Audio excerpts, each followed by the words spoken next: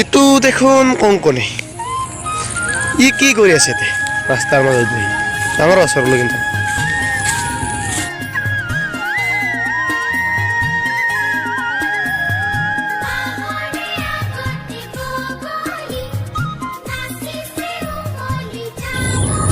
কি কৰছা মানে কি আজি গছপুলি ৰুব লাগে না আজি দিনত সেইকাৰণে গছপুলি ৰুই আছো আজি বিশ্ব পৰিৱেশ দিৱস না হা বিশ্বৰ দিৱস তোৰ ঘৰৰ না কি কবাই হে মূৰ্খ আজি 5 জুন বিশ্ব পৰিৱেশ দিৱস